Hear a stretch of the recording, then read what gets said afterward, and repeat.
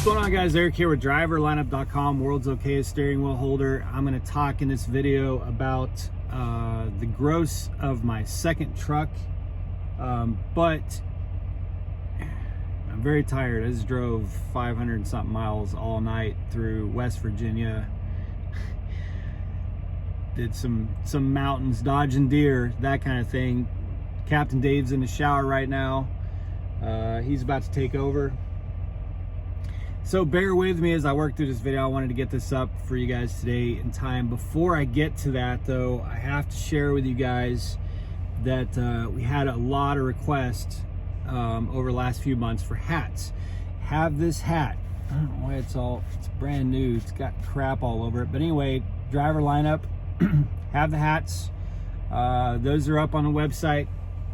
I want to show you two hoodies that I just got. This is the first one, low miles, high revenue, and hide the kids. This one's a little explicit, but I'm very proud of this one because I made it myself. My attitude towards driving in bad weather, that's it right there. So I've got these and a lot more. I did all these designs myself. The reason I wanted to show you guys, now I also have Be Vicious, Drive to Thrive, which I have one in the back that's for Twisted Big D. I got him one because he inspired that. There is a really funny one that Jenna has, it's just somewhere in the back, I haven't pulled it out, that says he didn't goal. And it's like a old school cartoon style of a girl crying. And I can't wait till she rocks that in-house at Prime. It's pretty funny. But anyway, you can get all these. The reason I'm telling you about it today is because if you want them by Christmas, you really need to get the order in fast and probably choose the fastest shipping. Now I've set up a deal with a third-party vendor, which works fantastic, and we've been running this store for the whole year and have had, I'm not aware of any problems that we've had. They print them, they ship them, so it doesn't have to come to our house and we ship it to you, or I don't have to carry this stuff on the truck and try to ship it to you from out on the road. When your order gets processed, it goes to that vendor and they take care of it all. But I got an alert yesterday that just because of supply chain issues and all that stuff, like, it's really pretty urgent that if you guys want some of this stuff to get it in, you can check out all the gear at driverlineup.com. Just go to the menu and click on shop, and you'll be able to look at all the stuff. I've got like a full send design. The effing goal is the top seller by far. It's pretty funny. I mean, it says the full word and it's got like a sunset scene, almost like 80s retro, and it says effing goal. That one's really funny. That one's the one that sold the most. But anyway, if you want to get them, if you got a trucker friend or someone that you need something funny for and you want to support our 2022 diaper fund for our upcoming baby boy, go grab some gear off the driverlineup.com store. So, all that said, I had said a couple weeks ago I was going to talk about my second truck, which is driven by YouTuber Country Trucker Brad. And now, so, you know, some of the questions that I've seen about this, I'm not going to answer. And the reason is that it's his business. Well, it's my business too, but what he gets paid, what he nets, how that pay structure works is really his business. So because of that, and like I said, my business too, but I'm not going to share it. If he wants to share it, he can. If he doesn't want to, he doesn't have to. I'm not gonna. So I'm not going to tell you what the truck is profiting, because if I do, then you'll kind of be able to figure things out, you know. I'll just tell you that the truck actually makes more money than I thought it would or kind of expected it to. and that's a good thing, because I originally, when I started ordering trucks, and you guys know I have a third truck on order, and I'm gonna try and buy a used truck from Pedigree if they can get one.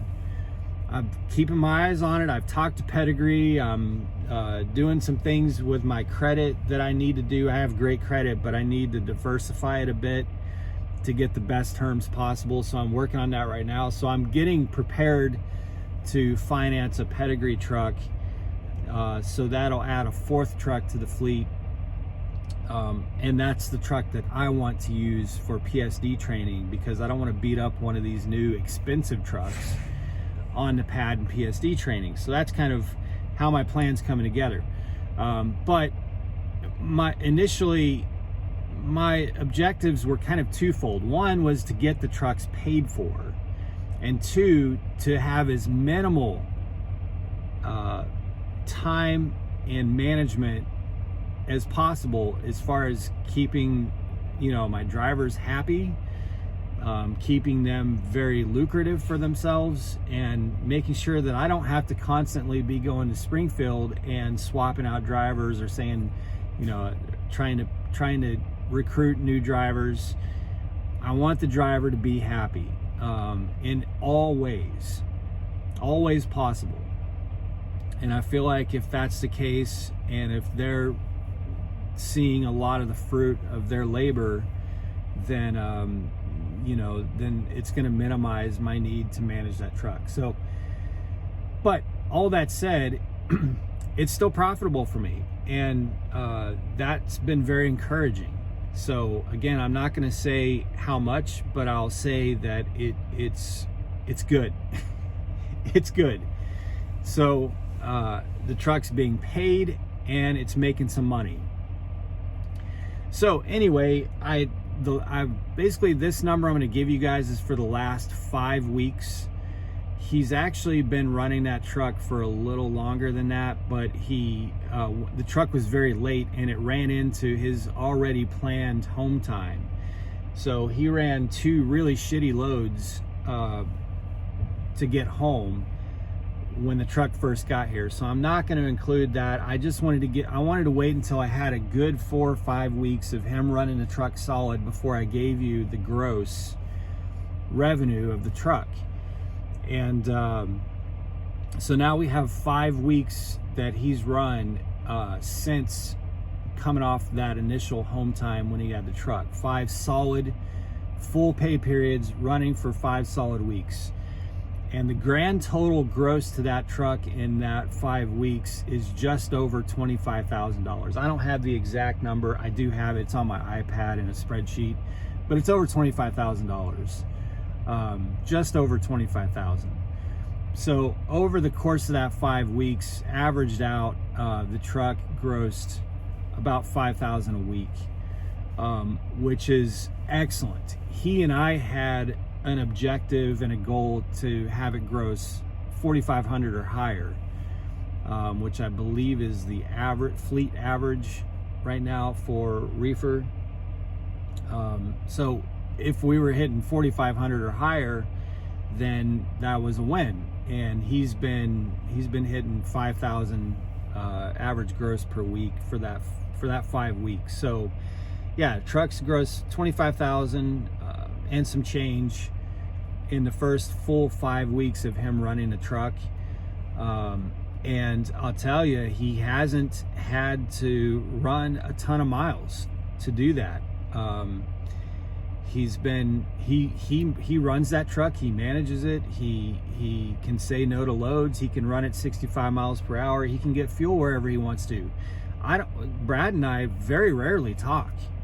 I mean, we talk on the phone maybe twice a week, but it's never like, how should I do this? Or, you know, he knows how to run the truck.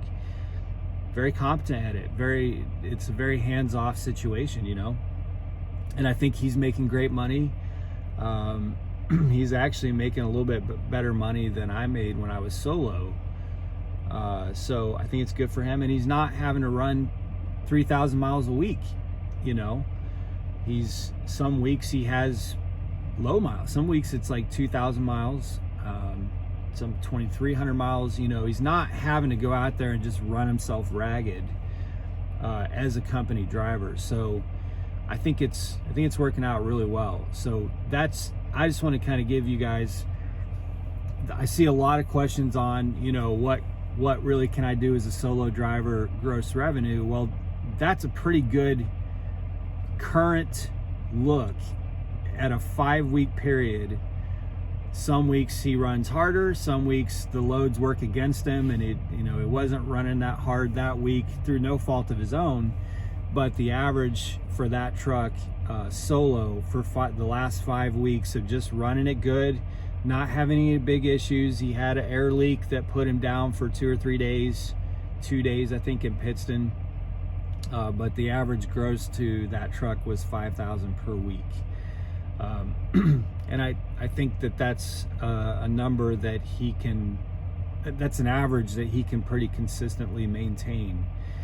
So, you know, you see all this stuff out on the internet about how expensive prime success leasing is, how we have one of the most expensive leasing programs in the industry, but the revenue is there, you guys. The revenue is there. I mean, with $5,000 a week in gross revenue, you can be very profitable. So that's why, and I've maintained from the very beginning, that's why the high lease payment was what made me afraid of leasing in the very beginning.